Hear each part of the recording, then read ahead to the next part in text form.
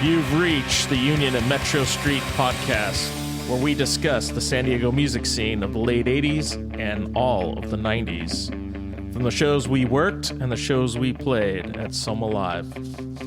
Here we go. Hello, I'm Monica Sierras of Dodgeball. And I'm Colin Smith. That was the guitars in Dodgeball, and I was also the drummer in Cockroach. Welcome, guys. Yes. Hello, hello. Hey, guys. So, How's it going? how you doing? Doing good. Just kind of tripping out on this whole thing. You know what I mean? Yeah. Yeah, it's been a long time, eh? Yeah, you're accessing files that you haven't, I remember having different memories, but then really thinking about it, you're going to places you haven't, sights and sounds and people you haven't thought of in a long time. And, just seeing his face, like, I'm like, who's this guy? But then seeing his face, I'm like a face guy, facial recognition. And just seeing people just takes me back to a lot of stuff. Oh, yeah. Yeah. For me, it's just not only the idea of like talking about the old stories to jog the memory, but just, again, seeing people, it's kind of like, oh crap, we're all getting older, but yeah. Wow. I was saying it's like the high school reunion. I didn't go to my high school reunion, but seeing everybody, that it was kind of like punk rock high school for everybody over there. Yeah. Well, we were talking about on the way down driving that Dodgeball to us was like rock and roll high school.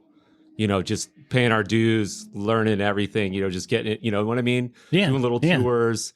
It was kind of like, because we didn't have college years. I mean, we did a couple years of community college, but, touring and doing all that stuff was like kind of like our college experience. Just happened to be, with instruments and traveling around a little van and then doing some local shows. Yeah. You know what I mean? Yeah. And then putting out vinyl. And speaking of, okay, so I can't remember. I've got one or two. How many vinyl did you guys put out? Okay, we had two vinyls. We had Yellow Records 7-inch that had four songs on it. And then we had a Goldenrod 7-inch that had 4 songs on it.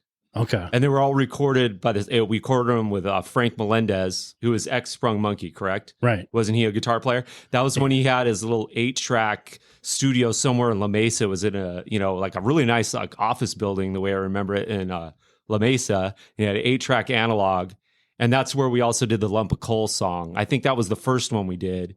And then we liked how it sounded. And then we recorded there with him. And then kind of like those songs got kind of divided up into the 7-inches, And the Lump of Coal was Jeff's thing with Jeff Greenwood, Yellow Records. Okay. Yeah. Wasn't Cockroach supposed to do? We're gonna do. I tried to Christmas song or something. We had a Christmas song. I heard it when I was listening to the Cockroach thing. So it's like, I want everything. I want it now. Yeah. So I was trying to talk Greenwood into this punk rock. I'm all it was all about secret songs back in the day. I'm all just do the regular Lump of Coal, have like a minute of silence or whatever, and then just have our little Cockroach punky Christmas song at the end. It's not going to mean anything. You don't have to list it. It'll just be kind of this cool punk thing. And he kind of wasn't having it. He didn't think it was that cool of an idea, so it never got on there. And I was, anyway, Well, that's as close as I got to actually being on vinyl. Yeah. And of all bands that I was with was Cockroach. So before we get into that, because oh my Lord, just thinking about Cockroach. Let's go back to Dodgeball. Okay. When did you guys start that band? I don't even remember. Okay, Monica was the last member. Did you want to tell the story? We met her. I actually have the reader ad that we met Monica in the photo album here. It was me, Mike Porter on bass. Yeah. And then we had J.D. Mobley was the drummer at the time. He played later for, what was the African? He was in this African band called Bitoto. They would play like SeaWorld and stuff. They got like really good gigs, By the way, every band that's come in here and done a podcast, they've all met through the reader. Yeah. Oh, yeah. The reader. It was like a huge thing. That was the dating of musicians. Yeah, and I can't believe we have the reader ad. So I met them through a reader ad. So they were a drummer and a bass player.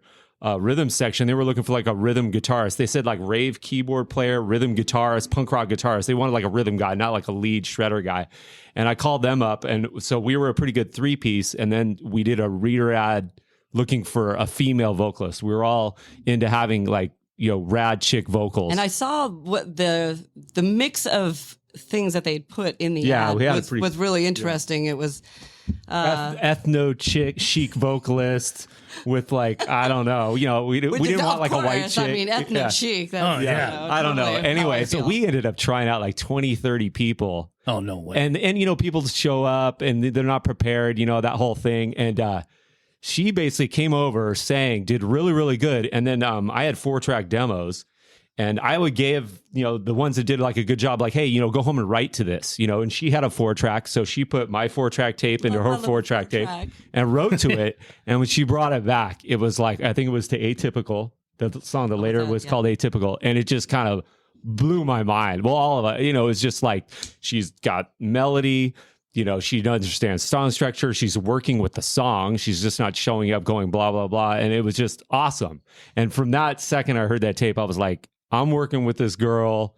I was almost beat out by a guy, even though they were looking for a girl, and he came up with a pretty great It was song. a pretty good hook. This guy, we were looking for a girl singer, and guys would show up, and this guy... Was he Etho Chic or whatever that was? We were trying to... So this guy came up with this song. He called it during the whole Buttafuoco thing. It was all Buttafuoco love, and he had this rad hook. It went with it, and it was actually really, really good. I wasn't even around, and I still remember I was it's a good hook. He came up with a good hook. Whoever you are out there, Buttafuoco love, whoever that dude was. I can't remember his name, but I had just been playing with Cranial Vacancy, playing bass, and I at that point, moving on from them, wanted to start singing.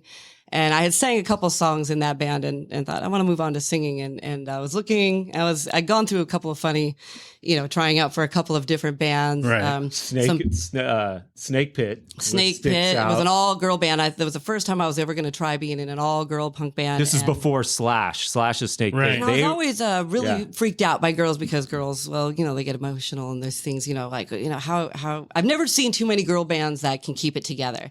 Right. So I go and audition for Snake Pit, and as I'm there, like the first one I think went okay, and they said, "Okay, come back. This is going well." So I go back the next day or the next time, and we'll come back dressed, right? Oh yeah, and they said, "Come back dressed as you would for a show." Yeah. Well, I'm in my cutoffs and my t-shirt and they're kind of looking at me like, "No, are you going to go put on like the heels and the stockings or whatever?" And I was, "This is my it's my gig." Yeah.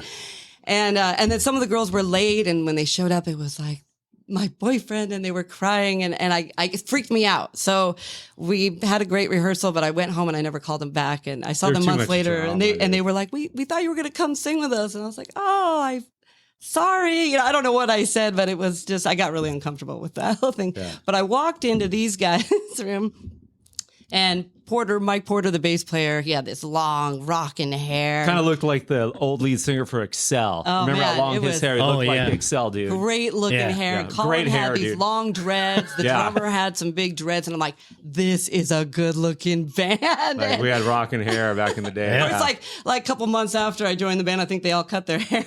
Yeah. Long hair wasn't cool anymore, so we were, I don't know what we were doing. But it was, man. Yeah. I was like, this. If hair counts for anything, this band's going places. Yeah. Right. What year was that? Okay, 90. We looked at the Reader ad actually, and it's dated like early '94. Okay. So that's when we got together, and I think like maybe just 2, 3, 4 months after that of jamming and her writing up, we had some material, and she was just writing up to it, and then we started gigging. Oh, we started playing under horrible names. We were all so indecisive, and I think we played under anything. Yeah, was that the first show, like at the Velvet? Maybe. Yeah. Did you Velvet guys ever? Before? Oh, go ahead. I was gonna say, did you guys ever play any shows at Union? Yep. No. I think I did Cranial. Cranial played. Yeah, I remember. You guys I was a performance artist with this like industrial band called Steam Machine or Sweat Engine. See that we were kind of like a joke sweat engine band. But anyway, okay. I was like we're gonna get into that later because that goes into that. But I never played an instrument. Early Soma stuff. Oh man, at Union, lots of memories there. Yeah. And now before I played there, I remember being in high school and going there when it was a goth club. Yeah. And I was like the biggest dork. Like I loved all these scene things, but I hated shopping. I never bothered to dress for a scene or anything. Right. So I was always just like the dorkiest person, but I'd just be like, I love this goth stuff, and it was rad. I was really into the industrial thing because I was into metal. So when the whole crossover, and then into the metal punk crossover thing, DRI. Mm-hmm. So then when the whole industrial metal crossover thing was happening, I was super into that. And that was happening. Like they were playing a bunch of like kind of cool gothy stuff. And then they'd slip in like a Ministry song, like Stigmata, like every like hour or something. We'd have some fun, Because the dance floor would just kind of separate people, go in their groups, and then they would just sit there and smoke. And cloves. Because here I am walking around with a little, rocket fuel coffee. They smoked and cried. Is that what it was? Oh, pretty much, or I was because of all the smoke. Mascara running down faces.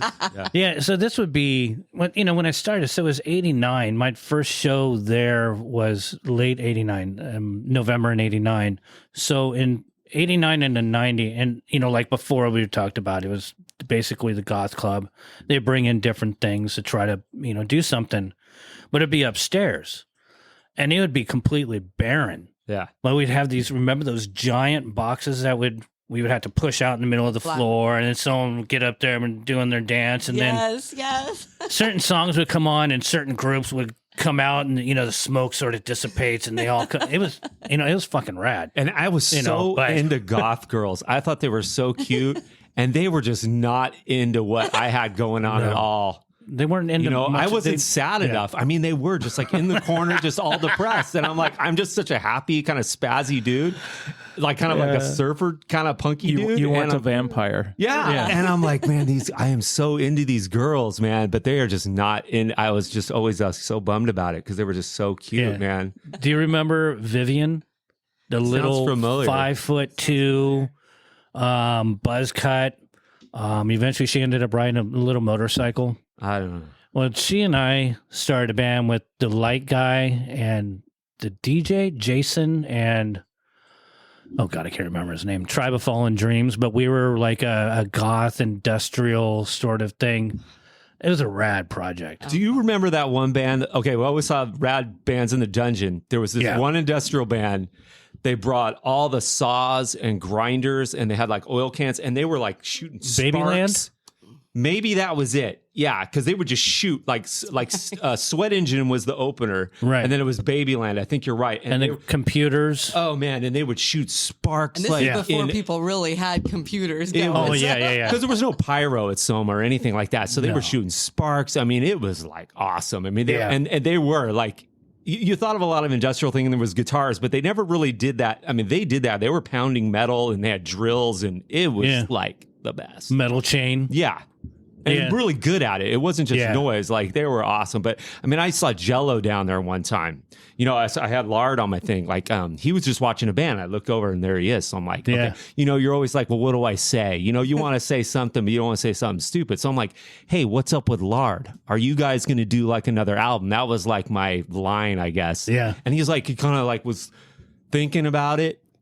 And he's like, I don't know. And I'm like, wonder if I put the idea in his head. Because like a few months, like 6 months later, there was like another Lard record. And he was kind of like spinning his eyes. And I'm like, dude, Lard is awesome. You guys got to get in the studio with Al again, Jorgensen, and just, and that's in my head. That's like my little dream. Like I put the seed in Jello's head to do another Lard album. From now on. Yeah. Well, it's in the podcast. And now that it's in the podcast, it's almost like, it's got to be true, right? So when Jello calls up and says, hey, fucking no, that's not how it happened. Yeah, not at all. Yeah. But you never. I mean, back then that's how everything was organically. So let's get back to Dodgeball. How you guys started coming together? Early '94, and so Monica's decides. Who was it? Elizabeth Weems, was that her band? Snake Pit. Was that the all girl like rock hair band? And I they could have made some money off of Slash. And wanted the name. Good. They were really good. Slash wanted the name, so he wined and dined him and tried to buy the name. They own the name. They tried to, just a side tangent. He was going to give him a bunch of money. Wow. Like maybe 10 G's or something, and they could use that to record and do all this stuff, and they just held on to the name and did nothing. I mean, they just should have sold it to him. And I guess he just went Slash's Snake Pit. Yeah, so then he called it Slash's Snake Pit. And that's where that came from. So anyway, let's digress. But Dodgeball. It was one of those things. Yeah, they were great. I thought they were fun musicians, but I really was scared of working with girls. I just kind of had never really done it. And so drummer number one, JD Mobley, when I was like pretty adamant, I'm like, Monica's the girl. She's it. It was just awesome.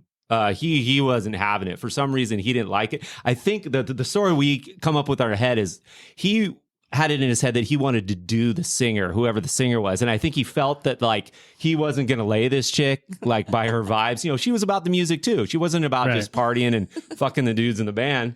And he was just like, he was out, you know? Right. So then we were just already said all of a sudden starting the whole, we've been through 8 drummers with Dodgeball. So that started the quest of all the drummers. So then we had this guy named Doug. He was drummer number 2. And that's when we started gigging. We had a couple shows with like him. That was early on, yeah. Yeah, and then his roommates came and saw us, and this is kind of like we played like this. It was like the first show, so we needed like more space, like time. So we busted out this really quick "Get Off My Cloud" by the Rolling Stones, which was a horrible song to cover. Anyway, we played it, and his roommates, I basically said, "Dude, this is horrible. Get out of this band." So there goes drummer number 2. And then number 3 was a main drummer for a long time, Mike Gilly. He was on the 7 Inches. He did those Frank Melendez. He was with us for like, a few years. And that was kind of... And he's still playing. He's out still playing. He's in really good Austin, drummer, I believe, now. Really good drummer. But at the time, it was just so fast. I thought like our songs were upbeat, but he played them so fast they lost like a lot of feel, and I think that at the time everybody was trying to go just so fast and everything, and I never wanted to say, like, people would try to say that we were punk, and we weren't punk. We were definitely more in what we call it power pop. That's what it was just like I mean, we were like the poppiest thing, but just fast, it's so fast. So I'm trying to think. That's probably when like the Neighbors. Trying to think of what other bands, because there was that that whole movement of speeding everything up as a way of compensating. Face to Face was, probably in that whole timeline. Yeah. When Dookie came out, and everything was just all about all that stuff. Yeah, it was Dookie, and then the Face to Face thing was like, still real. Remember that was just huge. Yeah, all that stuff. So it's like. And then everybody just said, because she was a girl singer, that like, oh, you sound like Gwen. Oh, it's all, and it's like she had, I mean, it was a cool compliment, but she didn't sound or sing anything like Gwen Stefani. Nothing against her. She's awesome and had her whole thing, but that's all we ever got. Oh God, you're like Gwen. We travel around in Arizona and oh, you're like Gwen. Oh my, and we're like, oh, cool, thanks. But like, I don't hear that at all. No, and your guys' sound was nothing like No Doubt either. Yeah. Well, they didn't really say that, but definitely not. Yeah, we weren't any kind of funky. We were. There was when did you guys first play Metro? Since you guys formed, basically you guys formed in 94. Probably right about the time that it went over there. Yeah. Just about the time that it turned over is when... Yeah, because that was the time you guys formed, so that's when Metro opened up, was 94. So. Yeah, we did some side stages, we did pretty good. It's kind of a cloudy time as far as like, I mean, it was relentless. There was show after show. I mean, whether if either we were playing one or we were going to see somebody, it's like you were there every weekend. Getting a drummer in shape, which was always like the one step forward, 2 steps back. We got a show, let's try some people out, let's get them in practice. That was always very stressful. Yeah. And then the sets were so quick, it's like 25 minutes. Oh, we were just talking to someone about that, and he doesn't come from this kind of scene at all. And he's going, how did you guys have 3 to 5 bands a night? How would that even work? Like 6 bands. It's 6. Yeah. and he's like, so did you all share a drum kit? It's like, no, it was. And we were always really cool. That whole thing that like people would kind of like juke like the set, like, my bass player's got to go to this, so can we have like this slot? Can we, or can we borrow your gear? Yeah, and we were always just like, we never stood up for ourselves, so we were always just like, okay, and we'd always take like the worst, the other spot that wasn't like as good. Like we didn't stick up for ourselves at all. We were really bad at that. But you know what was fine though? You guys had your following, so it wasn't. People were there to see you most of the time. Monica was one of the few female, leads that in that scene. Was there another one? Was there anything? The only other band I can think of that had a female singer that was local was probably the Fabulous Rudies. Wow. And they were a ska band. Remember, what was her name from Bim Scala Bim? That was a little bit earlier, but she was doing stuff that whole time too. But did they play Metro? I don't think so. Yeah, that's a good question. I don't know. As far as, the bar scene would be more, but is the presence and what you guys brought to the game, it was definitely, it stood out. I mean, it still thanks. stands out because the music and then the presence of the band. Cool. And then even their merch that you guys made. Oh, yeah. I definitely wrote that down. I don't want to talk about that. Yeah. Nobody else did that. Well, we tried to set ourselves apart with the merch. Well, another thing, just to back up on the singing thing, when we tried her out, is she didn't sing like a girl. She sang like a punk rock dude with harmony and melody. I mean, that's what kind of stuck out with me with her. It's like, dude, this chicken like belted out. Well, she's not la da da. It's like, and this was what was fun for me too, is because growing up when I was younger, I kind of did the whole classical background. Like, I was in choirs. I was in competitions where you were in front of a judge and you got judged according to the music that was written. Did you do the crescendos where they were? So getting involved in the punk scene for me was kind of this release of just like everything. I was so worried about everything, every detail, that I didn't enjoy performing. It was all about, as much as I loved singing, it was so stressful when I was up there because everything had to be perfect. So going into punk gave you this freedom. This amazing freedom to just go for it. Just let it out, let all your energy. You embrace that. Let your body fly wherever it wants. Get all the angst out and relieve yourself of the stress of whatever everyday life. And it did. Get that adrenaline kick going. And So the one thing we did is we did have rad merch. I mean, I was kind of like this artist freakazoid. So if I wasn't writing songs or doing little 4-track demos, basically we were just making merchandise. I would go to this t-shirt place down by Sports Arena. They had white shirts for like $5. Cheap shirts. Can't find that anymore. And then I had these fabric markers and fabric paints that you'd buy, whatever, Michael's or whatever the art place was. And I would, put a board in them and just draw and paint shirts. They were like $10 because the shirts were $3 or $5 to buy, and then sell them for 10. And then we had coloring book calendars, which was Xeroxing. That was a lot of fun to put together, a lot of work, but I mean, it was really cool. And people would just come up to the merch counter and just like roll their eyes and just trip out. You know what I mean? We had toys. We go to like swap meets and thrift stores. Anything we could throw a sticker on and sell that for 50 cents. We have meat thermometers. We still have a lot of that shit too. I mean, we have a box of all this stuff, man. I mean, it's great. We've got the calendars. We'd have the 7 inches. We'd have a couple CDs, and then I had these demo tapes. So I worked at Tower. I heard you guys talking about Tower Records on one of the podcasts. I forget which one did you work at? I worked at the El Cajon one. You guys said there was 2. There was actually 3. By Guitar Center? There wasn't. No, that was the one in La Mesa. So there was Sports Arena, which had a video store next door. It was across the street. It wasn't connected. So it was Tower Sports Arena. That was the main one, of course. And then there was the La Mesa one, which was like by college, and it was by Guitar Center. So that was the La Mesa one. And I worked in one in El Cajon City. It was kind of down the street from Blue Meanie on Fletcher Parkway. I didn't even know it was by this KFC, and it was actually awesome. That was like my first like record store job. I could do a whole separate podcast on that, but I was like like a clerk for a long time. And then the big art boards they used to put up on the walls, those 4-foot art board. They had 2 artists at the time, and they were all just jaded and pissed off. They ended up quitting, and I took it over. So I did the job of 2 artists, and I was the art dude for the before that ended. I was there like at the last part of Tower Records. That's when Russ Solomon, the guy that gave it to his kids, and they kind of changed the format, and then CDs were going out. Everything was going, the whole Napster thing was going on, so you couldn't really sell anything. So I was there the last 3 or 4 he was painting those big years. The big record the big artboard. So I was kind of the art dude, and then that's how I would get the bennies of all, so anyway, I digress again. So there'd be all these promo tapes and promo CDs. You get all these free things, and they would just give them out to everybody. There was all these like little cassettes, right? And I would make these demos at home or little singles. So if I'd get these little cassettes, and you put the tape over the, how you could record them more if you put the Scotch tape over the little tabs. So I would get all these just tapes. They were just going in the trash. And then I would just sit at home duping all these singles. So we'd come to a Soma sideshow, and there would, I'd have all these just singles for that show. And that'd be funny because in between like little takes, there'd be some other random band in between our songs. Like on purpose. Like I'd record a demo and then leave 3 seconds of some other crazy shit. Or it'd be backwards. It would be like Black Mass, like upside down, backwards. And then, we'd give those out, and it would be that one single. So, but did it have the other band, like a different band's name on the cassette? We cover it up and tape it up. I mean, and then the cardboard sleeve, you peel it, reverse it, scotch tape it, and then we draw. So I was like a freakazoid. I don't know where I had all this time. I would draw on each one of these tapes, and we'd have 20 of them for a show or whatever. Yeah. So we had this crazy shit that no other bands had. I don't know. I mean, and then we'd mail postcards.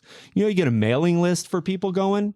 Dude, we were nuts. The postcards were not printed up. So when people gave us their address, we would hand draw hundreds of them. art postcards, and then before a show, we would mail these things out, snail mail, and then people would, in their mailbox would get some. I mean, I could imagine these adults. They're going out to get their bills and stuff out of the mailbox, and then there's this crazy card with some weird dragon bug thing on it. It says Dodgeball, and then they got to give this to their kid. Hey, you got some mail, and they'd be like, "Oh, rad!" Hopefully they'd be like, "Oh, rad!" They're playing at Soma and.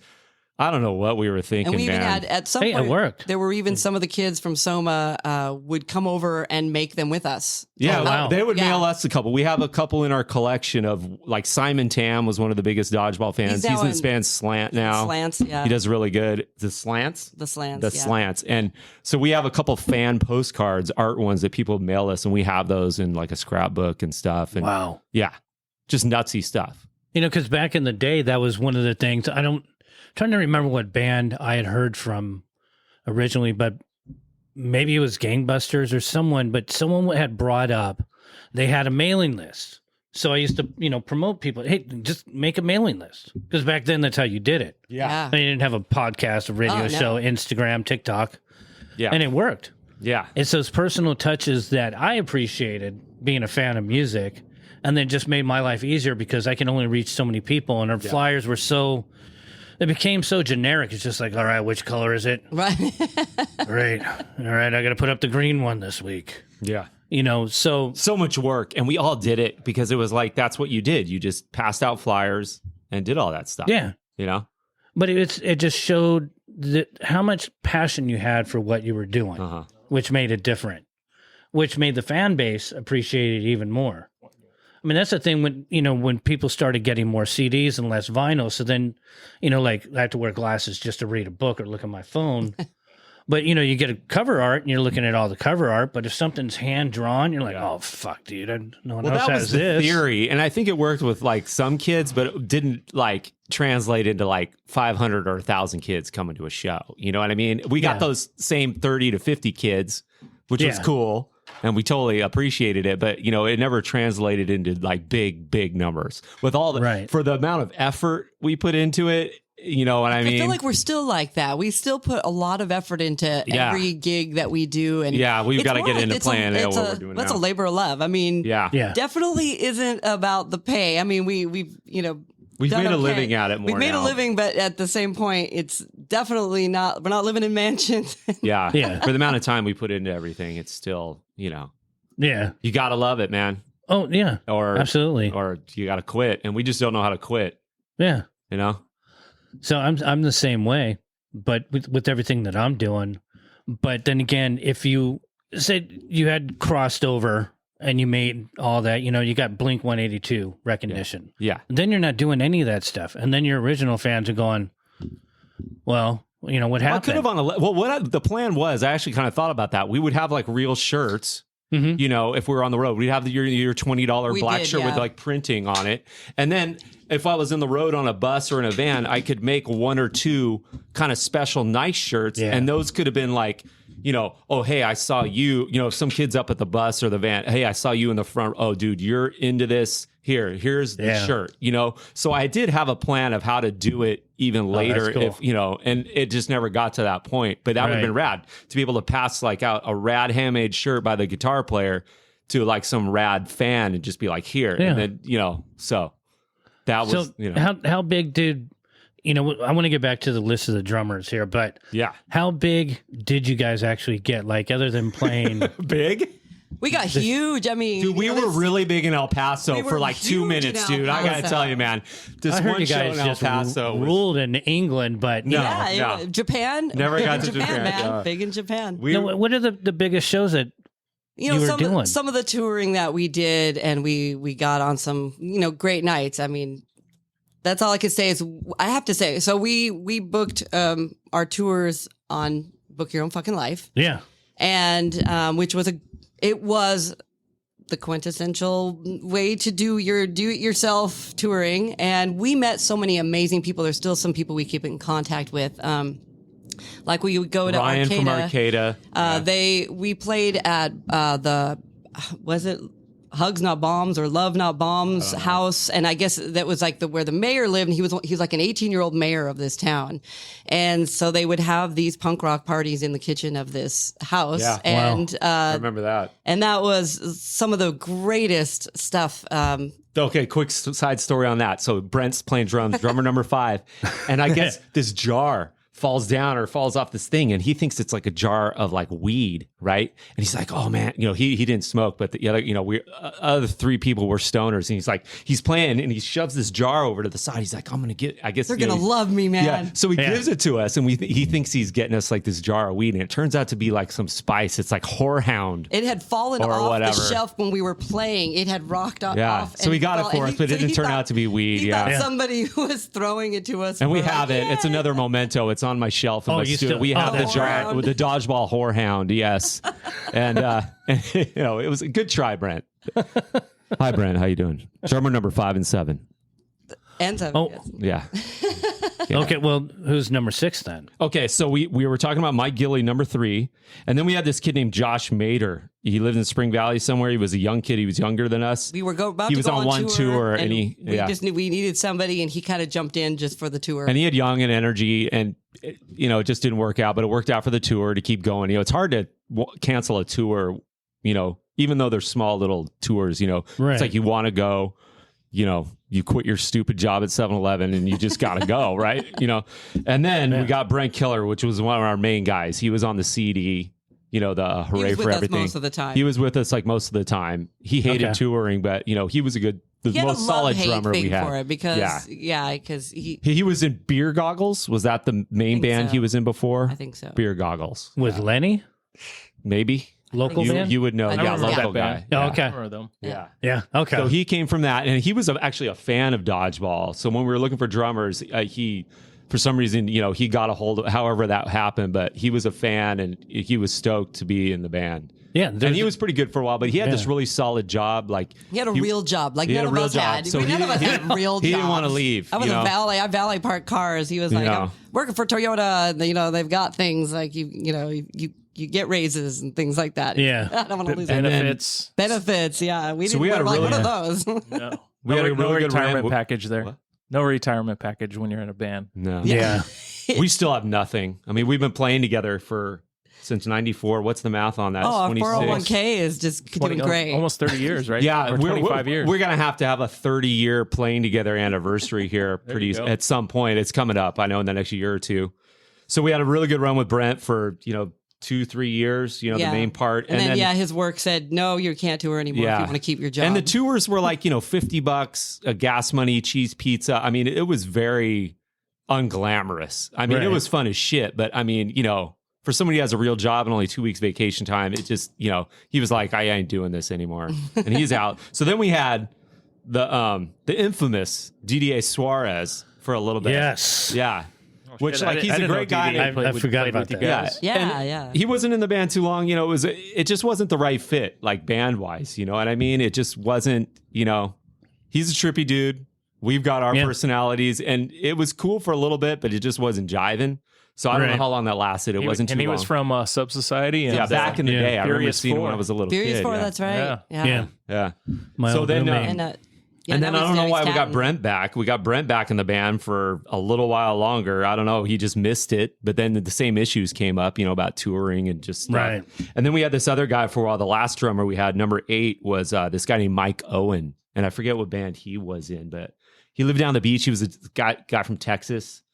He was a really nice guy. Really nice guy, but he was on our last tour, the one where we broke. That was unfortunate for him. I mean, as far as all of us, but we were heading out on a tour, and we had done the South a few times, and we were heading over to like Cincinnati. We were going to get to the Great Lakes, like areas we've never been to before. We were really looking forward to it, and it was just one of those things where I think we were a little low on morale, and we broke down in Vegas. And, breaking down in Vegas is never a good thing. And then while we broke down, so me and Colin, because we don't, we have like $20 to our name. So we just walked the whole night down the strip. And day. And our bass player he had the flu, so he had like a fever. So he's just in the van waiting for them to find a part to fix our car. And we got ripped off. And they ended up finding like another van in the parking lot where they're like, we'll just take a piece off. You know that hill that leaves Vegas, like going out, you know, it's like, up. So they put the wrong thing in. So, you know, we pay the $600-800 that our booking agent, like, you know, wired us or something. Yeah. And then, we're driving off that hill. We get like maybe 30 miles up the road. And then, dun, dun. You know, so he just totally screwed us. So I had to call my dad in San Diego, who had this big like motorhome. I'm like, Dad, I'm in Vegas. I got the band. We need to get rescued. And, you know, another half a day later, he was there. You know, rest in peace, Garth Smith. Thanks, buddy. I think we just kind of hit that point where like, you know, man, we've been trying this so long. Maybe it's just time. Yeah, it felt like, you know, it was just kind of, you know, it was just kind of over. So what year was that? 99? 99? Wow. 99, I think. Yeah. I'm kind of foggy on the year on that. Yeah, I think that was. But, you know, then there was other issues too. There was, you know, I was kind of into the singer.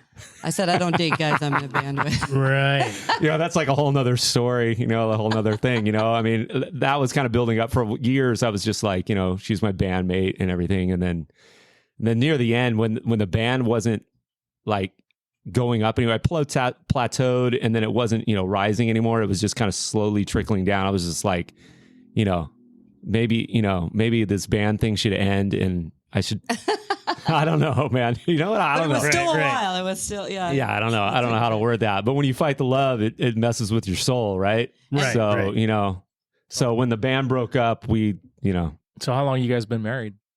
In March, trip out on this number. In March, it'll be our 18-year wedding anniversary. Congrats. Wow. Yeah. March 20th. That's funny because Pat Kim, who was just here, him and his wife have been married 18 years. Oh, cool. There you go. We're about the right time. So waited a little bit. We're in our 30s. Yeah. You know? We were together for about 6 years before we got married. So we were together like a long time. We've, you know, we knew each other really well. You were together from 94. So no.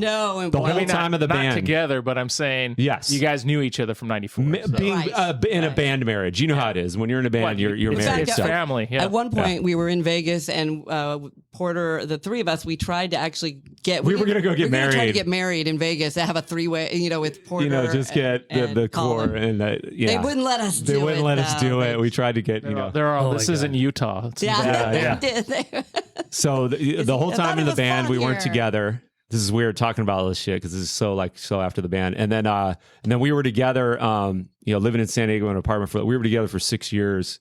And then that's when we kind of moved up to Idlewild and got married. And we took a break from music for a little bit. We just were hiking. Yeah. We escaped for town. a long time. We would go down to Inkopah, which is kind of near the border, and just be caving out. We loved slept in caves, building hiked geodesic around. domes. That's cool. Yeah, really cool time. But that's the one time in our lives we weren't doing music. Yeah. And then at some point, and then the whole drummer thing came up. I'm like, okay, we're going to do music again. Are we going to try? And I had so many like I didn't want that stress in my life again. So that's, you know, the incarnation we are now and what we've been for years is Pentagrams and Daises. Right. And that's basically where I bought a sequencer, which is like a real fancy name for a drum machine, but I can program bass lines, sound effects, bells and whistles, keyboards, horns, what you name it. I got really good at that. So I program out all the songs and I'll play guitar over it and she sings. Or now she got this rad, like she got nodes one time. Like the nodes. Her voice went out. So she bought a ukulele, learned how to play ukulele. And then I got this little ukulele bass. So we can do like mellow stuff. So on that one, it's just kind of drum. And I play bass and uke. She plays uke, I play bass. She's got a little synthesizer with a vocoder. So we've, you know, and then we can play without having a drummer. Drums are rad. Don't get me wrong. I love playing with a drummer. I wish it would work out, but not having a drummer, we can just play music all the time.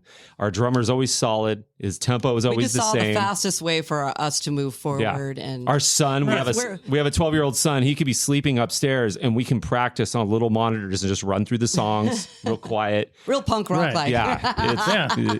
Just for where we're at in our life. Old punk rocks. Yeah. And trying to play music, it just works. Punk rockers, I should say. Yeah.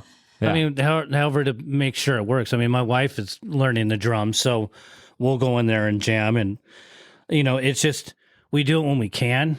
But for me, getting a band together and then trying to do it, my head starts to explode. Because the scheduling, just trying to get people, just to get and then adults all the talking's rabbit. It's like the first 20, 30 minutes is just talking. It's just like, come on, man. He would burn out so And I'm in bed super early in the morning. And then the idea for me to play shows, it's like, okay, well, you guys go on at 9 o'clock. Are you what? Should we play a little bit of Dodgeball here? Yeah. Dodgeball. What do you got queued up there, dude? Let's see. Oh, this is Pentagrams and Daisies. Oh, I thought this was Dodgeball. Nah.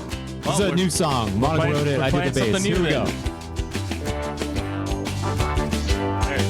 Hey, baby, did you hear the news today? Nothing but headache and heartache and away. And you can't even seem to get away. Not to mention all the single minds left to change. Baby, here's what I say. Hey, baby, save the world today. You can change it all by shaking it all away. Stand up and do the dance of joy. Let go of all that destroy. Hey, baby, save the world today. You can change it all by shaking it all away. Stand up and do the dance of joy. Let go of all that destroy. So now you wanna give it a try, but then you notice another day go by. You look around and then you wonder why. But tell you something, I don't wanna just stand here and die. Oh, baby, here's what I say. Hey, baby, save the world today. You can change it all by shaking it all away. Stand up and do the dance of joy. Let go of all that destroy. Hey, baby, save the world today. You can change it all by shaking it all away. Stand up and do the dance of joy. Let go of all that destroy. Let go of all that destroy.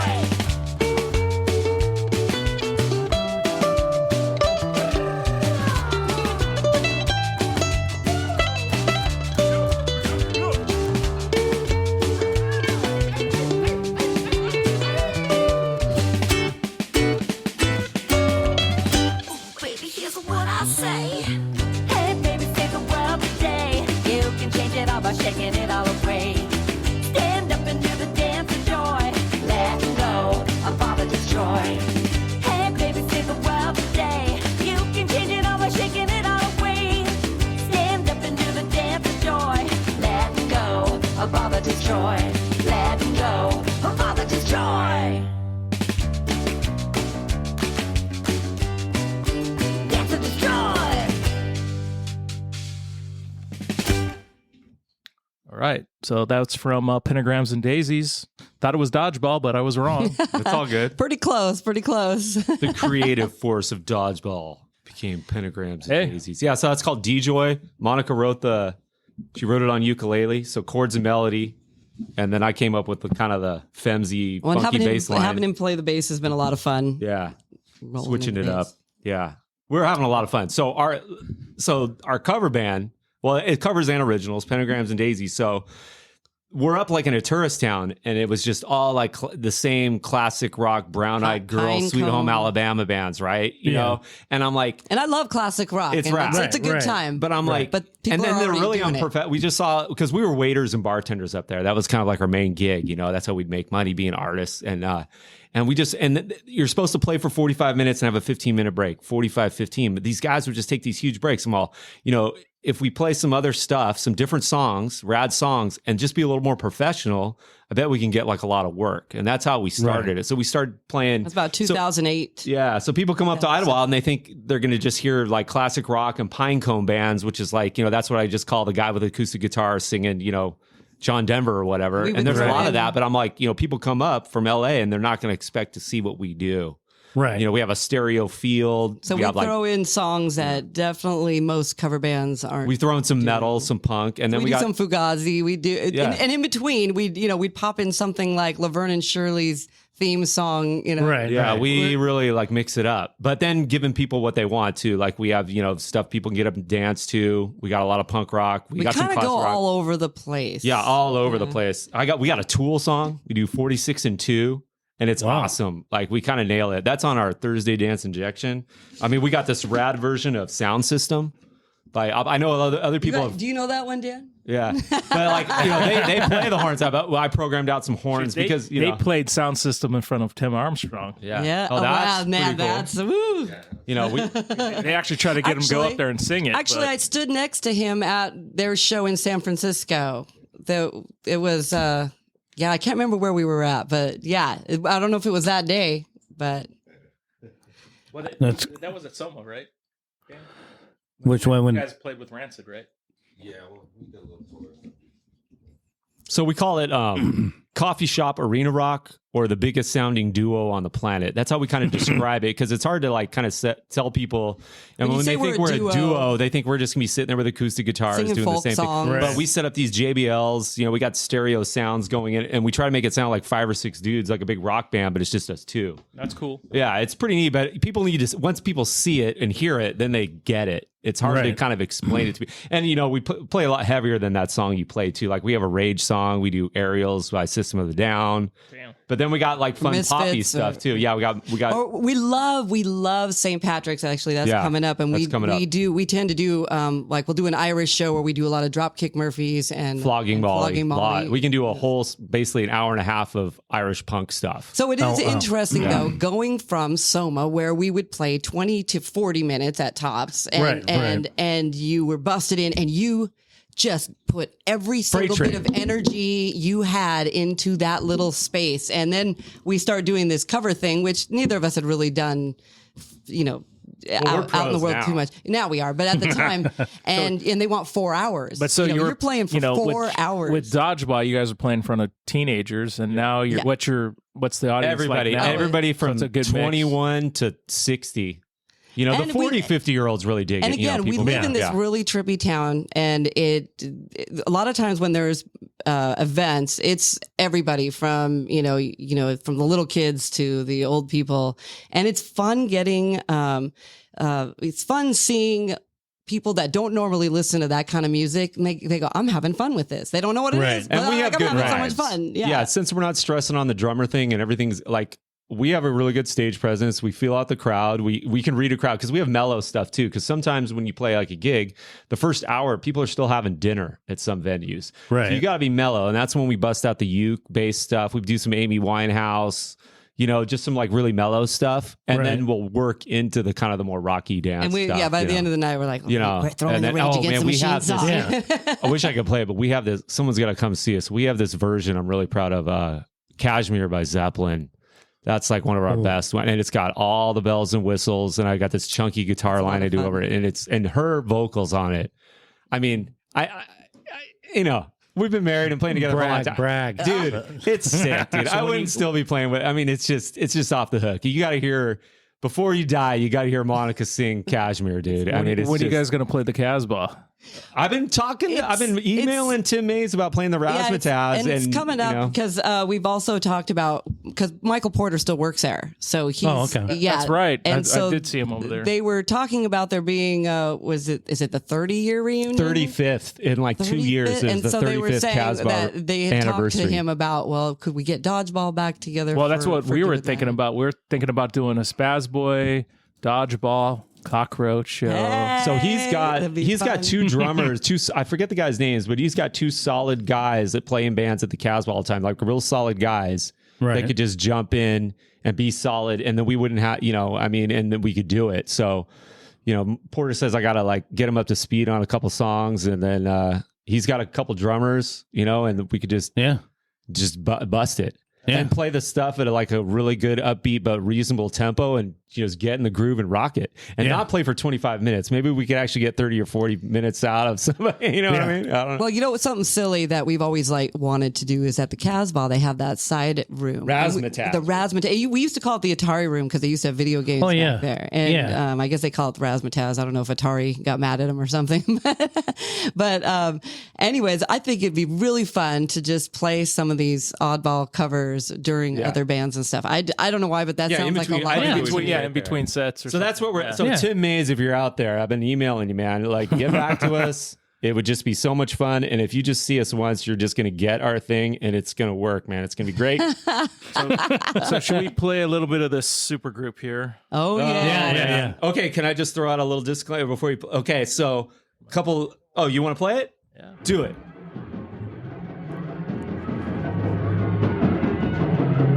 You can talk to it.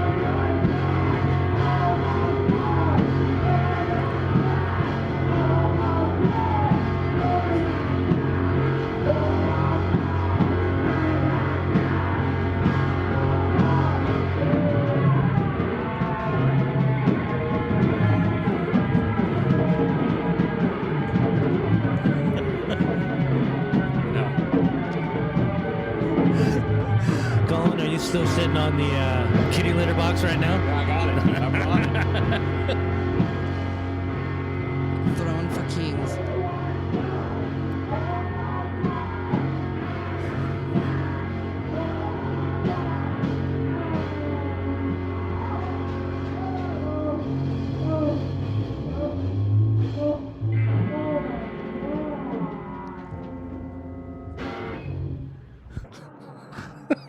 Over. Rewind. Start again. Oh my god! Did you hear the beginning? At the beginning, he says something great too about it's the a art. visual thing. Yeah, it's not about the. I forget. Oh my lord! So I put that when I was playing that earlier, testing it. The first thing I said is, "Oh my god!" It's so much. That's just fun fun, dude. That's what. That's all that was. So okay, so explain who was in the band for that Cockroach. Who's the band members? I did vocals. Yeah. And generally played bass. Yeah. That's what you did in Cranial. Generally. And then Jay Spaz, that's what I call him. I don't know if that's his name. He was on guitar and bass sometimes. And then I did, I guess you could call it the drums. Right. Yeah. Which, I brought the kitty litter box. I'm actually sitting on it right now. I brought it, my throne. So it's like the kitty litter box. I don't know where that came from. It was just about, just being funny and having a show. And then I had these toms. And then I was what I was going to say before the song, if you notice like the third verse, like it's a little slower, right? Because like the way the songs would end I would just get tired. We would just play as long as we look at Colin and like, can you do another verse? If we can do another verse. As hard as I could and just give it all. Every song was 110%. And then when I just ran out of gas, it just kind of slowed down into a retard. And then it was like over, I mean, it was like, I was just pooped. Yeah. And that's why that third verse is just a couple maybe 5 beats slower. Cause I'm like, I'm dead, Yeah. And that one must have been at Soundtracks. I think we rented Soundtracks in OB. Remember that place? That's where we would rehearse and wrote songs. I think it's a one-track like Ghetto Blaster recording because I used to record all the Dodgeball. I was a nut about recording everything. So when we had those Cockroach, so that's the one Cockroach like album I have. There's another album. I think Adam from Slightly Stupid, the original drummer. I think he's the one that has it. But then there's the show from the Velvet. Yeah. That. He recorded that? He has that? Someone else had posted that, and it's just from the board? So blacked out you can't see anything. Is it like on the board? I think it's just from a hand cam. Oh, wow. I can't remember Back who it is. in the day with all the special lighting they had. And oh, yeah. Well, I still remember when you guys played Metro, and at that time I was doing the door still, and I went in through the front, and you guys had just went on, and all these kids were like, "What the fuck is this?" So I had the kitty litter throne, and then what I did is, like baseball bats, so they have that ring on the end for, I don't know what that's called, but what I did is I take the drumsticks and I put like a bolt and duct taped it. So I had kind of like, I made like a bat end. So that would like kind of stick into my hands. So I was getting tired. I wouldn't flick I could just keep them. Right. And then the songs would slow. And then, it was just mayhem. And I just remember okay, now this is the question I have for you. Now, who got that together and how did it come together? I have no memory of how that started. To be honest, I've been trying to think about this and I cannot. Granted, I think I was sponsored by Bud Light at that time. So, I don't. It was probably just one of those in the back of Soma where, that's what I was thinking. You know, what do you think about? I do remember sitting out on the street sometime, and I don't know whose idea it was, but I just remember, like, I was a big fan of SOD back in the day, right? And I was talking to Monica about this on the drive down. Like Scott Ian, you know, he just knew that was the SOD singer was this roadie guy. Yeah. He just knew if he got him on stage, he would just rule. Yeah. And then I just remember, I don't know if it was me and Jay talking or how it came up, but I'm like, if Jerm was the lead singer frontman, whatever, it's just gonna rule. I do seem to you just have this presence. I'm like, knew it just like, of course, that was the cat. Of course, you just had. We just knew you were going to be the best front man, and I do seem to recall sitting out near the in the back doors there, right? And you talking about like, I want to work on a new project. I want a new project. Was Jay sitting there too? Like, how did Jay? Well, we were always all back there. Yeah, so. Yeah, probably. Because that show at Metro, the kids were like, "We came here to see Dodgeball and Spazboy. What the hell is this?" Oh yeah. Well, that was a total chaos show, right? I mean, they were the headliner, and they had 1 million people there for them. But I remember writing the songs. Okay, so "Oh My God," if no one could tell the lyrics, it was "Oh My God, Almighty God," I think, which is kind of weird because it kind of sounds like a religious song. It was very. Spiritual. It's a spiritual, uplifting tune. But anyway, that was called like Noise G. Like I remember just coming up with these simple concepts like, okay, everybody do noise. I'll come in with a beat and then just play G. I mean, it's just like Noise G. Right. And that became Oh My God. And all the songs were like that. There was another one that just kind of built up and then ended.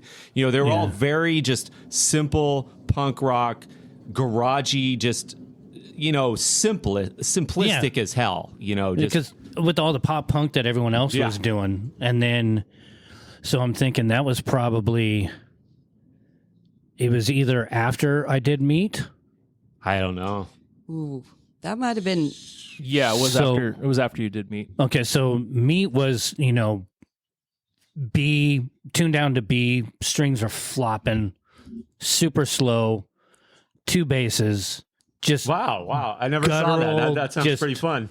And 3 gnarly vocals and just, guttural, just make your insides kind of turn a little bit. I want people to have nightmares. And then, so at that point, and then we named that because of the whole huge vegan movement and how a lot of these, the kids all were vegan. And then so everything that wasn't vegan, it was just shit. It was like the early woke movement. Yeah. So we named it Meat. And then with Cockroach, it was because I'm deathly afraid of cockroaches. I see them, I scream like a girl. Really? Oh, yeah. So why was that? Why did we come up with that name? It's because you were scared of it? Because I could scream like I'd seen a cockroach. Now, we have it misspelled, right? I mean, it's cockroach. It's not. Yeah. How is a with real the exclamation point? Okay. Okay. I forgot that. Okay. So how is the real cockroach spelled? Like how is, because we spell it COCKROACH. Yeah. How is a real COCHROACH? Okay. So we're cockroach. Yeah. It was like, Again, just another middle finger to. Because Jerem was cocky. That's why. I got the photos. I've got photos of us playing at the El Cajon proof Music that it Theater. happened. I have photographic evidence. Here's the Polaroids that Monica took on tour. I was big on Polaroids. Yeah. Well, that was real time, right? Back then. Yeah. I mean, it was interesting because people didn't have a phone to take photos, so having photos from then was actually pretty rare. Yeah. Can you imagine if we had our iPhones back then? Can you imagine all the pictures we have? Oh my God, the things that went down there at Soma. Come across on the podcast. It's these 8 photos right here. That's Music Trader. And this is my favorite, the one where you're like falling backwards. Full glory mohawk. Falling backwards. So I don't know if you have a scanner. I'm going to let you scan those, but I will not give those up, dude. But so rad. What freaking shirt am I wearing in this? I don't think you are. You were starting off with something. He usually wore that fishnet shirt. Yeah, that's in the other gigs. Yeah. So I have those. So just memory lane right there. I mean, it happened, man. And you can see a couple of them where Jay is just like almost like in tears laughing so hard while we're doing it. Yeah. I think Monica too. Like, and I'm like just beating the, and then I'm standing up. I think there was one song where I would like hit the cymbal while I was running in circles around the drum set or something, anything I could do to just like elevate the showmanship because of my lame drum ability. You know what I mean? Just. But that was the whole thing. Yeah. I remember talking about like, if we're going to do this, you're going to play drums. Yeah. Because it can't be serious. It's got to be. I wanted everybody to not play the instrument that they did, so it had more of a raw effect. That's why I really wanted Monica to play guitar and then Jay jumped to play on bass. a little bit. I remember the first time Jay played the bass, he's like, I've never even held a bass. Like at Soundtrack, he picked up the bass and like he was like had fish fingers. Like he just didn't get it. Yeah, he's like, I've never even held one of these things. And I'm like, well, that's the sound I'm looking for. Play the bass because you can't play it. Exactly. So in essence, it's kind of, as I look at it now, I always think of the Stooges now. Yeah. But there was no peanut butter. But I wasn't exactly, I'm not a stationary singer. No. All over the place. So, and then, I have to put on this freaking show and you paid your $5. So and everybody knows who you are. So you gotta show up.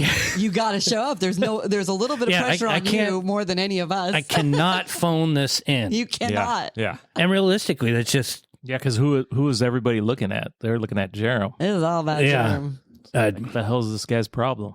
But it was, and you forgot everybody this. was waiting. I got to tell you something else because they were all toms, right? All my drums were toms, so the kick drum was a floor tom. And I heard you guys talking to Jay. There was a kicker. I didn't hit it with my foot. There was a kick pedal, but what we did is there was no stands.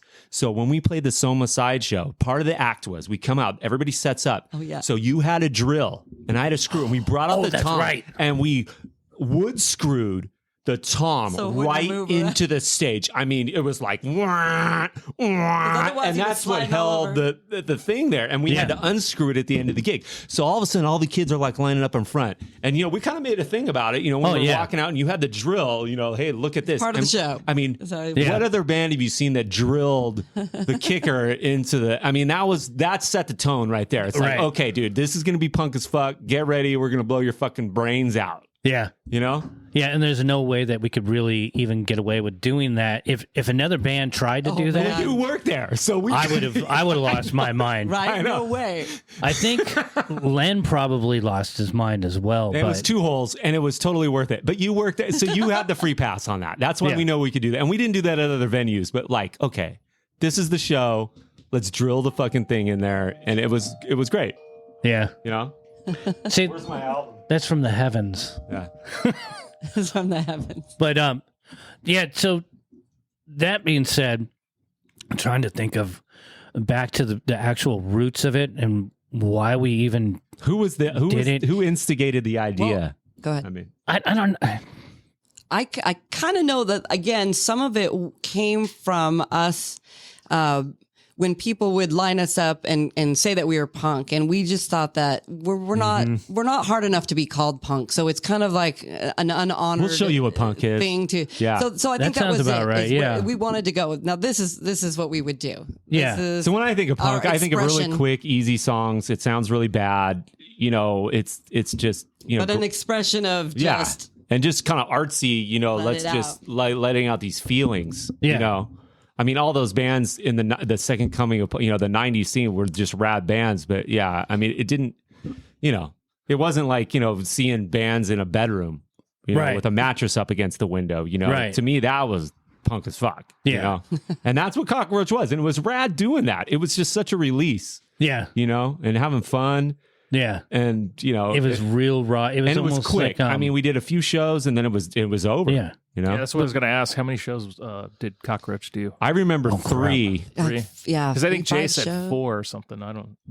Was Music Trader the first one?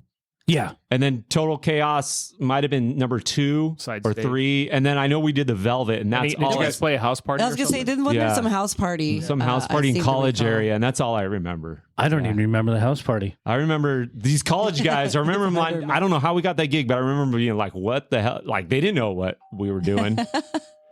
Again, God, I don't. It was the oh my God. We played the religious song, and it's bringing in the chimes of heaven, dude. I mean, that's what's going on. The bells are ringing. Yeah, I don't even remember that, but I do. The crazy thing about it is when you look at some of the pictures that I have taken from the back of the stage, looking forward, because there's all the Swindle kids up there. Yeah, and they're just like, what the fuck is this? It was great. But Derek from Spazboy was standing there too. Oh yeah. And being on the riser, being on the drums, in the back, there was a whole different view for me. And just looking out, like I remember there was this song, I don't know which one that was called, but it went very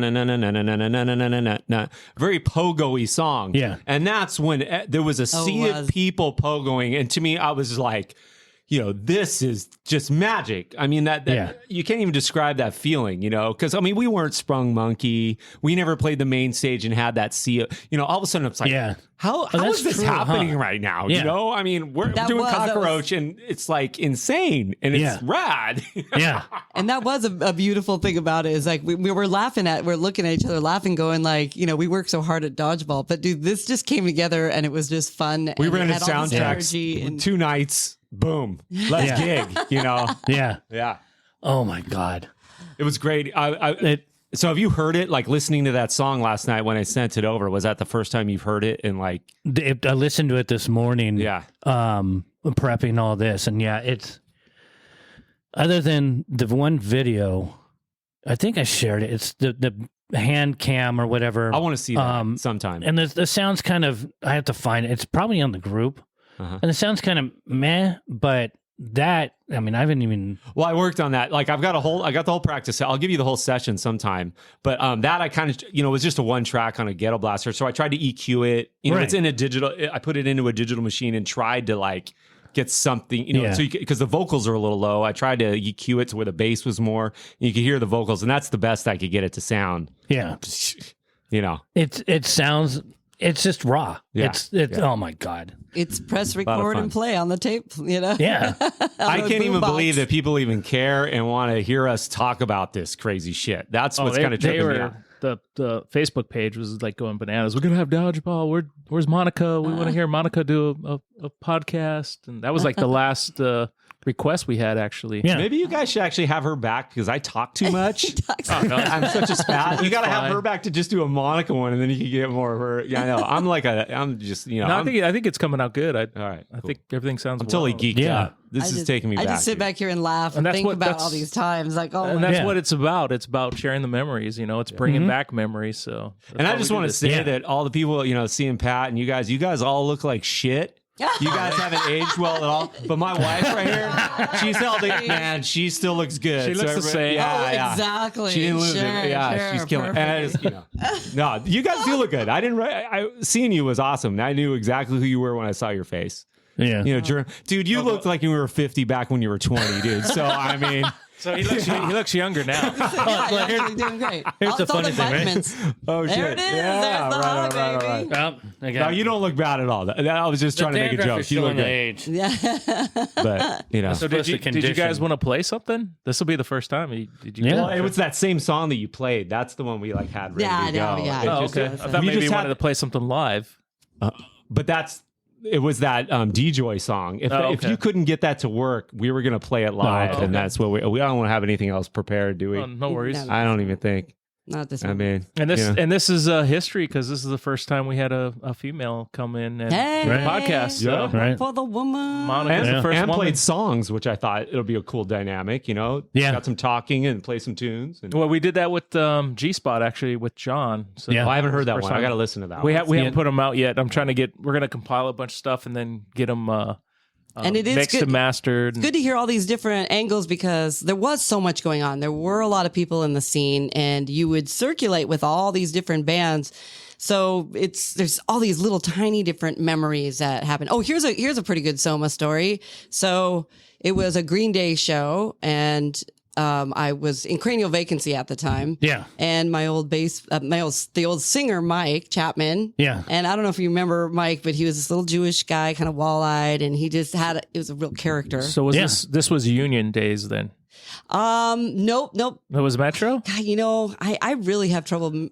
I think Metro I think was it might you have been guys the new one. Metro was 94 to 99. Union was 86 to 94. Because we didn't play the show. Me and Mike just went to go see Green Day. And, okay. And it was funny because in the middle of it, I was like, oh, let's get in the pit. We're having fun bouncing around in there. It's a lot of fun. And he's waiting for his moment. And finally goes, okay, now. And he jumps in and he's got these glasses, prescription glasses he's wearing that are from like when he was like in the 3rd grade or something. So they're little kid, they're tiny little glasses.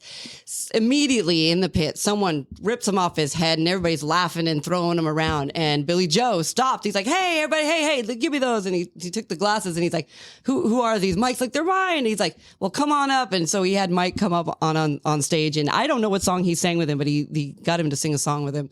But it was one of those fun times when it was like, because I know at the beginning of the night, Mike says to me, I'm getting up on stage tonight. I'm like, who are you kidding? I mean, who are you kidding yourself? Right. Okay, whatever. And sure enough, there he was up on stage singing with Billy Joe. And that's something he'll remember for the rest of his life. Yeah.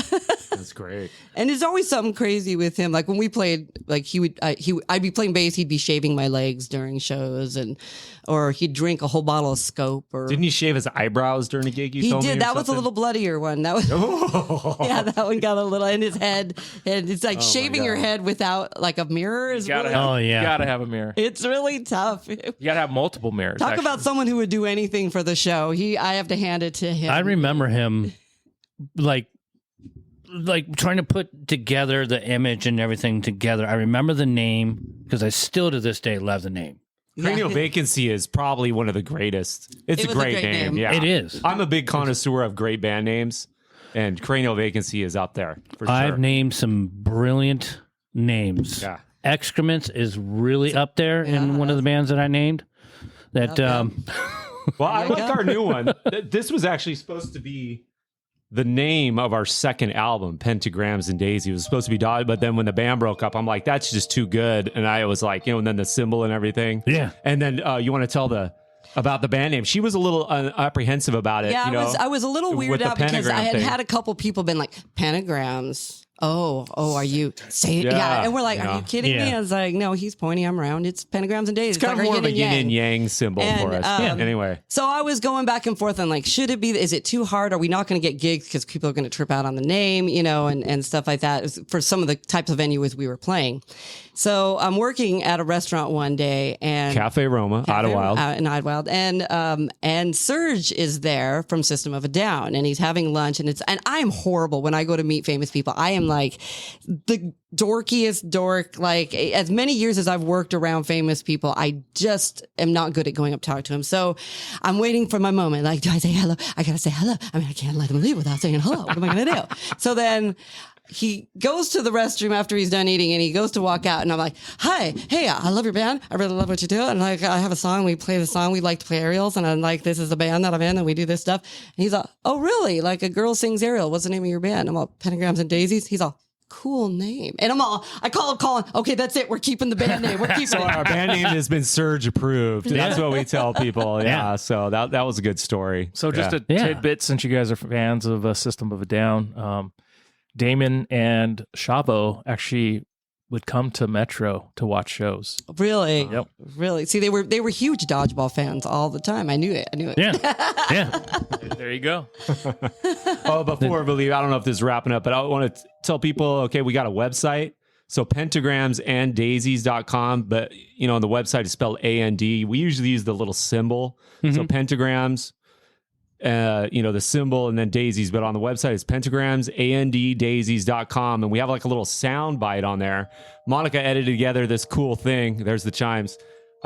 It's just so clubs can tell like what we're doing cover wise. So it's a little sampler, and instead of playing songs and songs and songs and taking too long, it does like 20 seconds of a song and goes to the next one. So if you go down on the left, there's a little thing that says P&D Tasty Taste Sampler. Check it out. It's really fun. You get an idea. We go anywhere from Amy Winehouse to Rob Zombie and everywhere in between, and it's a lot of fun. So, I mean, that's awesome. So anybody wants to check that out. And we were looking to do some gigs in San Diego again. Yeah, we want to definitely see you guys out here playing. I think everybody that came out would have a good time. They would trip out of what me and Monica do now. Our act right now is just bizarre and great fun. It's a lot of fun. It's a lot of fun. And that's a way to promote that if we guys can get something, put former members of members of Dodgeball. Yeah.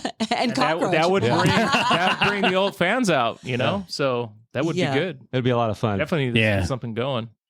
Yeah, we just don't even know. We've been gone 20 years now from San Diego, which is like really bizarre to think that we've been gone that long. So when I come back and I'm thinking of old gigs and those, places don't exist anymore. None of that's around. Yeah, the tower I worked at doesn't exist anymore. When I looked at Soma and saw they were doing all these hip hop bands, I'm like, well, I don't know what I would do with that now. It's like, nothing against it. I mean, I like that, but it's not what we do.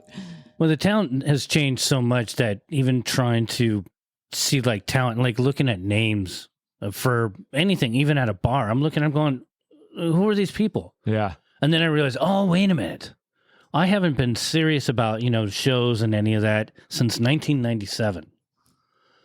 It's been a minute. Yeah. Yeah. And I just feel, it makes me feel super old and then out of touch. And then it's like, well, is it local?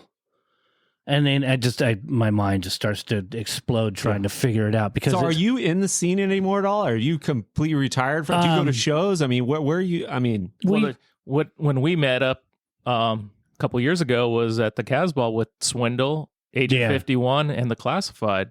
So it was like a Soma throwback that Rob Perlman. They were playing, or were you guys just hanging out? They played. Oh, wow! I hadn't seen him in years. Actually, I saw him at Soma San Diego when I was working there. He came. I'd love to see the Swindle guys. They were like, we call them kids. We thought they were the Swindle kids. I remember we all went. A whole group of us. Sorry, Swindle. You guys look older than us. They look older than us. They didn't age well, huh? No. So we all went to Disneyland at one point. It was during the recording, I think, of all that lump of coal and all that. So that whole group, a whole bunch of us went to Disneyland, and everybody's dressed all punk and everything like that. And so there were a million, and not to be racist, just was like Japanese people that would be like, picture, and they would get us all in. So somewhere on a bunch of Japanese, you guys mantles, were a tourist attraction. Yeah. Well, because they had all the clothespins and they had the whole thing. At the time, so it wasn't happening like it is now, but but they were just really tripped out on seeing it. A couple of those Swindle guys don't even have hair anymore.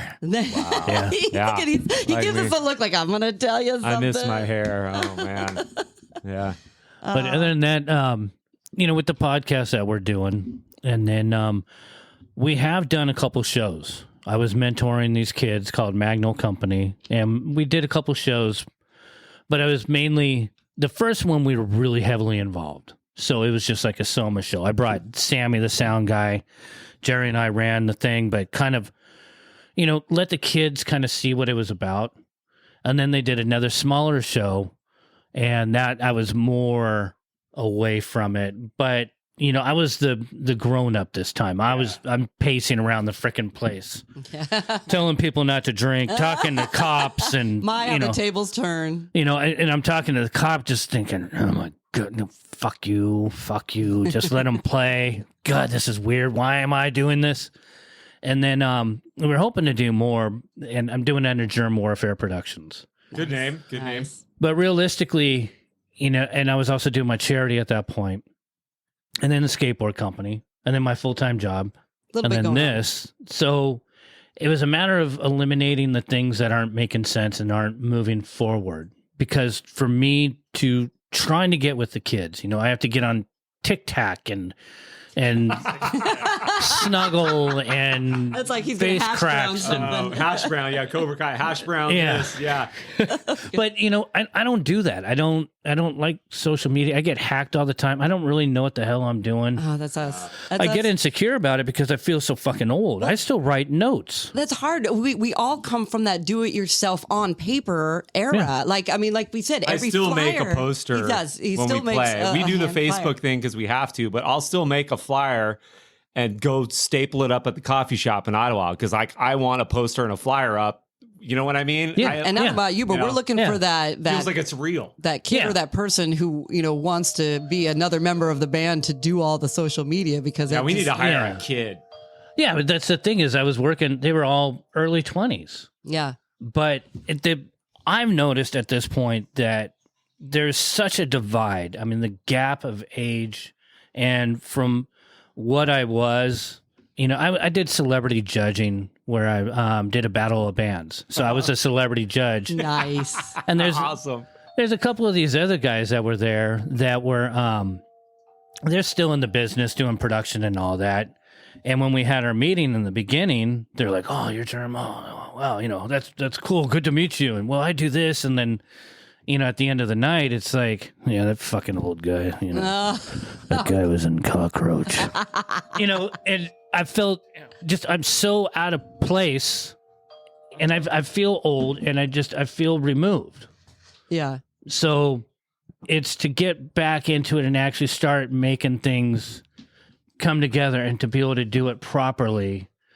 Jerry and I are working on some things, but it's, Well, maybe we can, maybe we'll get something together sometime. It's got to feel right. It's got to be the right thing. But as far as musically, my wife and I have what we call the left outs. Nice. And we just, like I said, we just jam. But maybe we can get a jam going here after this podcast wraps up. We'll get. Well, I'll teach you the huge arrangement of Almighty God, and we'll whip it out. Bit of an opus. But in the meantime, obviously there's either lizards in my front yard, and that's the ring that keeps going off.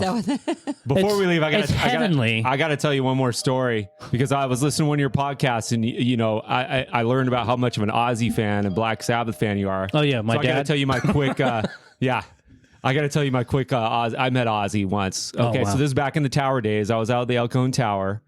And he was doing an in-store at the Sports Arena Tower. That's where all the big in-stores were, because that was the main one. And this was the No More Tears album. This was like the big, comeback record, which is, I don't know how you feel about it, but I love that record. I think it's like great. Yeah. So it was Zakk Wylde's first, thing or whatever. And we go down there because I was doing the art things, and me and my managers went down there, and we got to meet Ozzy. But, there was a line like down the block, a couple blocks down the effing Sports Arena Boulevard, right? Yeah. So we got to meet him before he worked the whole, line of people. So, and he was hilarious. I don't know if he told this joke before, but the line in Paranoid where it's like, end your life, end your life. Yeah. He's all, in his shaky British accent, like almost falling down. He's like, "Oh, it's all a misunderstanding." He's all, "I didn't tell you to end your life. I was telling you to enjoy life. You must enjoy life." And we were just cracking up. I mean, the guy was awesome, dude. I mean, just so great, Oh, and then I wanted to get him to sign something. So, off the record back in the day, college. So I went there. All I had was tapes. I was like a tape kid. So I got this gatefold of Paranoid, it's like a vinyl, and it folds open. Yeah. And there's like a hill. It's a black and white photo. Ozzy's on one side, and then the three other dudes are on a hill. And this was when him and Tony Iommi, I guess, were feuding a little bit. So when I gave it to him to sign, before everybody, he wrote like "dickhead" really big in the gatefold, and he drew this huge arrow that right on top of Tony Iommi's head. And I still have that. It's like, and then he signed it, and it's just great, dude. Oh my God. Ozzy is great, dude. I mean, I'm going to be bummed. You know how like you see people die, like people are dying all the time on the phone? Yeah. When him and Willie go and it comes across the phone, I'm going to be bummed out. Yeah. Yeah, I got to hang out with Ozzy the summer of 2000. I was on Ozfest working for a band that Sharon signed, so I knew the whole family. I had dinner with Ozzy a couple times. And was that during the show, when the show was on TV and everything? No, this was before. Oh, okay. Yeah, it was maybe 2 years before the Osbourne show came out. But yeah, Ozzy's totally humble. He's a great guy, and I never had anything bad to say about him. I actually became a fan because of hanging around him. So, and he was like what you guys would say, like during the autograph signing, I mean, he was shaking and just like, but then we saw him that night wherever they were playing, and he just becomes a person. Total different. I mean, he was still throwing the confetti out of the pail, and he was jumping around and clapping, and it was just and put on one of the best frontmans ever. I have to say, like I always loved when I was a kid growing up and listening to his lyrics, and I think he was misunderstood if you didn't listen to his lyrics. And if you listen to his lyrics, like he was singing about great things. And I kind of think sometimes that it's influenced, like right now, a lot of our songs are a little more environmental. And some of that is due to Ozzy. You know, he's saying about he's saying about, the mother planet and not taking advantage of it. And that kind of stuck with me. I was really young when I would hear him do those things. And so I kind of think that's been an influence. And like I said, I think our new stuff is definitely more on the environmental. That's wake cool. up, and just reliving all these memories and going back. This has really helped my climate anxiety a lot. This has been some really good therapy for me. So you know what I mean. Thank you for that. Like today, I didn't think about the Amazon burning or anything like that. Right. So so thanks, man. Yeah. No, I'm laughing. I'm still in a good mood. Good. Yeah, I'm the same way. It's just to be able to like remember some things, but not only that, but it's the whole. You remember something, you're like, oh yeah, that's great. I'm sitting here watching TV and I'll watch some old skateboard video or whatever. I'll even pop on one of my old bands and, that's cool. But when it's with people collectively. Oh, the energy to it. And then, and that's the one thing that, a lot of these things with, I listen to a lot of talk radio, unfortunately. So sometimes by the time I get home, I'm out mowing lawns and I'm doing, I go above and beyond. I'm not just mowing lawns, but I try to do the right thing for people. Don't overcharge and blah, blah, blah, blah, blah. So by the time I get home, if I'm listening to talk radio about politics, I get home in this place, my haven, and it's like, fuck. Well, I'm going to have a fucking shot of tequila and I'll take my vitamins and fuck. And then I stare at my ramp and I should fucking skate. Fuck that. I'm pissed off. I brought my board and my pad. I'm an old guy. I wear wrist guards and pads, but we might skate it up here in a second, huh? Yeah. We're going to go have a little skate sesh? Yeah. I got a screwed up shoulder, but I can do some kick turns right now. Well, I don't learn anything new. I just do the same old tricks. I mean, I'm old too, man. I don't want to eat it. Yeah. Hey, I think we win. I think we win for like the longest podcast of this whole thing, dude. Hope you don't edit all this. We win. Woo! No, we don't edit anything out. No. There's a couple, well, we might have edited it out, like one of the doorbells in the beginning, but now on one of the previous ones, but... Gotta unplug that chime, man, wherever it's at. I don't know if it's coming across on the mic, but it's pretty funny. We all just kind of... It's the 7-Eleven coming in out of the 7-Eleven. We're doing the podcast from 7-Eleven today. Yeah. Exactly. Yeah. But it's... Want a Slurpee with that? That was my first job. My first job was that's where I went was, really? After Soma, I worked at 7-Eleven. When I was 16, that was my first job. Learned a lot about the world working at 7-Eleven. Oh, yeah. Well, that's in the Dodgeball days, I were working at 7-Eleven and we go on a tour, I could quit. You could just quit 7-Eleven, right? Yeah. So because they'll hire you right back because... 7-Eleven. They're always needing somebody 24 hours a day. Just like at a gas station. Yeah. End up going back and you start doing graveyard shift and then they move you up to swing shift and then you open up and they go, you're too hungover. That's a different podcast. I got a million stories of that. Oh, yeah. Place. Oh, After I quit there, I ended up doing stagehanding. And one of the gigs that I did happened to be back at Soma. The only time I think I remember doing a gig there. And I think it was Megadeth. Okay. Oh, that was the night before our New Year's Eve show. Is that Metro or Union? That was Metro. And we were putting up moving lights, but didn't have a drop-in ceiling or anything like that. So we'd put the lights in and they were so low that they were going to hit everybody's heads. So we had to take those lights out. But I always remember that was like a really trippy thing to come back after. It was, quite a few years after we played. Yeah. And so we did play the main stage one time. I don't know if you have a date on this, but we played the main stage 7 seconds. Maybe I shouldn't have to mention it. Oh man, yeah. Okay, so we moved up and it was raining, and I think what it was, I wasn't a fan of 7 seconds, but I think it was one guy, original member. Only one. So it was one of those things where Kevin. it's not really the band, so nobody came. I mean, the main stage was big, and there was maybe like 60 people there, which for that place was like nothing. Highlights. Our one chance on the big main stage was a total flop, man. Did you remember how many people that main stage held? A couple thousand? No, not that many. Really? 500? 1375. Wow. Yeah. So we didn't even get to the 75, I don't think, dude.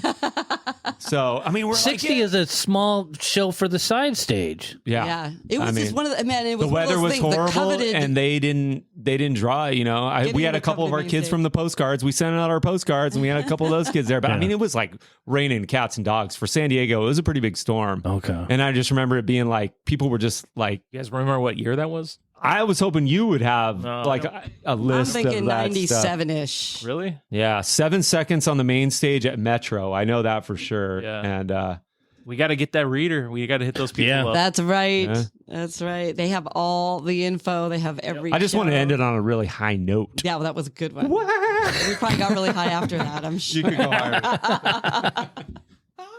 Well, it was good seeing you guys. It's been so long. Good seeing you, man. Yeah. Like I didn't know. Listening on the podcast, I didn't know I still don't know who Mikey Beats is. I got to see who this guy is. I got to see his face. You know? It's good seeing you, Mikey's man. done grows up. Mikey had done growed up. He was just long blonde hair. Yeah. He was there for a short period of time, but just full of freaking energy and just loved the Too scene. bad he wasn't here. It'd been nice to meet him too. But well, he's unfortunately he's not doing it with us anymore. But he's still around. We're going to drag him in at some point. I appreciate you guys getting a hold of us. Yeah, and I don't know if this would have happened if we weren't in Cockroach. I mean, Dodgeball was cool, but we had our day. They didn't request Cockroach. They requested Dodgeball. Really? Well. Man, who were these kids and where were they back in the day, man? Well, they're grown adults now. Yeah. Well, hopefully, if we get this going on some sort of reunion show, we actually get a crowd going and have like a fun show. And, Gotta you do know. it. Yeah. Well, even dropping the hints about Cockroach and things that I did on the group, the hype is there. But they wanted. I mean, I even played Dodgeball earlier. What was I doing? YouTube or something? And I was like, holy shit, because I'd forgotten. Yeah. And that's another great thing for me is to be able to listen to. It's stuff on YouTube. Dodgeball's on YouTube somewhere. I could swear that's where it was. It was just Someone's got some stuff up. like a picture. People will put like a whole album. Yeah. And it's just a picture. So you stare at the picture, and I'm staring at the picture. Is it gonna move? But listening to music going. I think that's because we were doing some research this morning. Yeah. But yeah, before the heavenly 7-Eleven doorbell comes in, Colin, Monica, thank you guys. Yeah, thank you, man. so We had much. such So a great good to see fun you guys. thinking about coming here and just thinking about everything. Good old memories, man. Just a lot of good fun. times. Yeah. So we'll have a lot to rule. talk about on the drive home, From the hallowed halls of Soma. Yeah. All That's right, amazing. Colin and Monica. Ow! Thank you.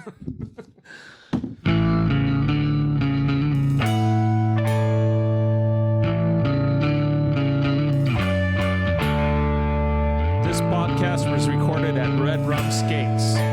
Mixed and mastered by me, Jer. Music provided by Break Anchor.